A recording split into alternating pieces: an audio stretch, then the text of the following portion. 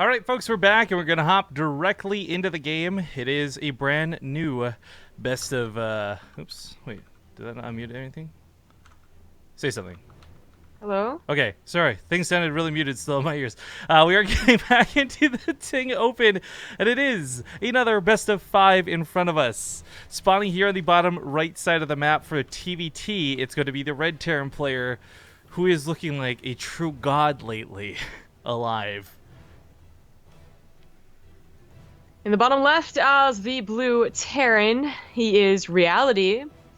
And, he's not looking so bad either. Actually, yeah, for a small time, Reality was the only player. I'm not exaggerating when I say this. Like, he was the only player for a small time that could kill Byun in any tournament. And you had to almost like hope that he would show up just so there would be competition. Reality's definitely not the craziest mother trucker you've ever seen. And, he's not going to auto-win this series or anything. I've actually got my money on aLive personally, but I think this will be a good match.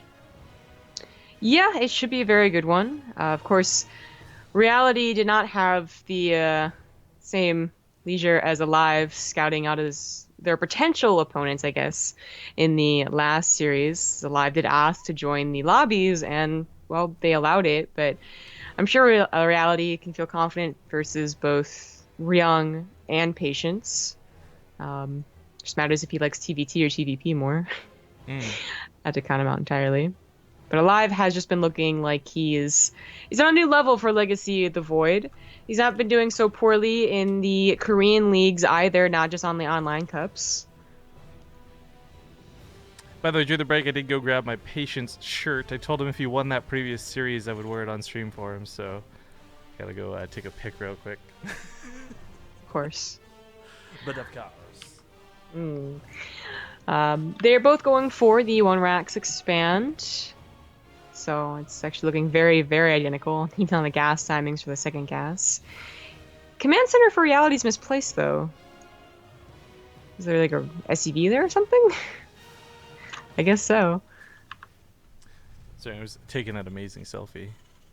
Yeah, I guess sure when you probably slap this down, there was that one SCV from aLive that was being a little bit annoying. So not a problem is you could just lift it up and move it over. But still annoying. Very annoying for sure. Reality goes for the double Reaper, yet so does aLive. So they're really just mimicking each other here. aLive gets a faster reactor on his barracks, however, so maybe Reality's not looking for the Hellions, but aLive might be. There's actually a key point to make, though, in this series. While we might not see it in this first game, a distinctive playstyle difference between the two is that Reality has been willing to play mech a couple of times, and we haven't really seen it out of aLive yet. So I am really curious if we'll see that at all this series or not. That's a good point. We always bring him up whenever we see anyone else attempt to do mech. aLive did win the Reaper War pretty badly too, but is not doing so much damage with these. So getting into the main and scout. Surprised that got that hit on the Reaper actually as it jumped up the high ground. But for aLive, like the bare minimum is getting the scout, blowing the SCVs away is always funny to look at. Gets a kill even. Damn, these Reapers are savage. He almost would get it if it weren't for that meddling Marine. No. Reality is going for a Widowmine drop, it looks like, an aLive. It did go ahead and just get the reactor, but then a tech lab on his factory for actually really quick siege tanks. So not going to transfer it over to the starports, and could have a push with it eventually, but usually don't push this single siege tank. It's 2 or with a medevac. He's getting a Viking first because he's the one that got a scout off on Reality's base. Like, he saw the Widowmine being produced from the factory and figured that that's got to come with a medevac. Ooh, most likely he's going to come with a medevac. Pull there is a little bit dangerous, but in chat being asked, where do I go for the giveaway? I'm sorry I missed it. The TLDR, guys, is just tweet at Ting FTW on Twitter. Any question you have related to this tournament, related to their workers, questions about their service. But if you tweet at Ting and hashtag Ting Open, they're going to take all those questions and do an AMA and then pick the winner from that list.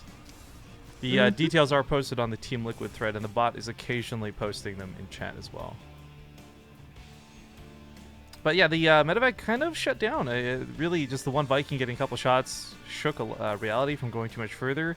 He drops the Widowmine, hoping that the Viking would be chasing. The Widowmine will, of course, one-shot a Viking. Well, he was almost not wrong. aLive's Viking was going to the north, but only around his base. Just looking to see maybe if the medevac had dropped off anywhere. It's going to jump off in the natural, but the siege tank's going to stop it from doing too much damage, and aLive has a very good defensive setup. Reality goes for a third CC on location, however, realizing that I guess he has the map control with the single medevac out, and I don't know if he saw the tanks, but that also means that it's going to be a direct push. Is this off by 1 too? Yes, it is. Maybe Reality just doesn't... He's not wearing his glasses or something today. Like, I'm pretty sure it's off by 1 in the north, but... Yeah, like, it looks like left to right, there should be one more over, right? Yeah, but I guess I've never really paid attention. I feel like I'm taking crazy pills here. We'll see if he moves it. That is odd. So Reality gets a faster the third CC and is going to get faster double upgrades, but aLive stim timing is so much farther ahead. And for Reality to do the build that he did on this map in particular, and these positions as well, is quite risky. It's going to be a very immediate push for aLive and a very immediate follow-up. Like, his reinforcements are going to be able to get over there real quick. Like, that Reality is going to have a tough time. Maybe not taking a head-on engagement because he has a nice take count, but actually managing, any of the drops that also come along with this. And maybe if aLive does find a decent position, it's going to be hard to break without stim and combat shields. Well, looks like that Woodwine finally gets cleaned up, being a nuisance that it was. And a nuisance.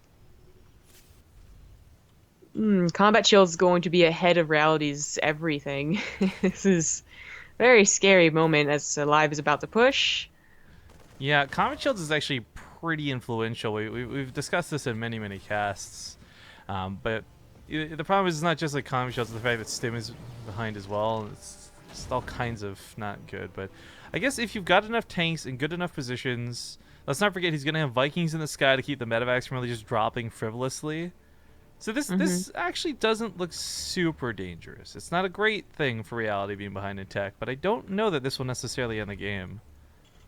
It's up to aLive to break Reality, and aLive has been very good at TvT, especially on Lair Crest, in fact. So I do have faith that either he'll break him or do enough damage that his own really late third CC won't be as much of a problem.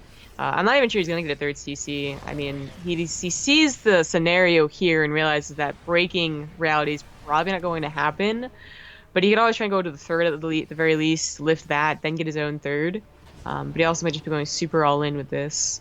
He does pick up a medevac, just a single one. But Reality really has just turtled up here. Like, it says here on the third base, would see anything. He's going for a double medevac drop, just really leaving the defense alone to his tanks. I do think it's really cool that he's trying to sneak that out, though. Risks being taken by Koreans more often than non-Koreans, but yeah, being slowly pushed in and hoping that this will get some damage done. aLive is going to get caught off guard by this. This is actually great. This is a huge... Now, Stim's not done for this by like 10 seconds, so that kind of sucks. It limits how many SCVs are going to die. But still, this might just drive aLive back home. Vikings not going to catch some of these tanks in the sky. Like, this might be just game ending. aLive does try and get a third CC. But Stim and Combat Shields, yeah, did finish up here. Medevacs are here too. He's going to clean up these marine reinforcements. Yeah. There's not much else coming out from the production facilities. Medevacs are awesome in this situation. He's killed a lot of SCVs. Zombie and 1-1. Yeah, he actually cannot clean this up with his reinforcements. He's trying desperately to push through to Reality. Actually doesn't get a bad shot over there, but simply doesn't have enough units, and that is, in fact, it. Reality is a beast, and he's going to take map 1 in this series.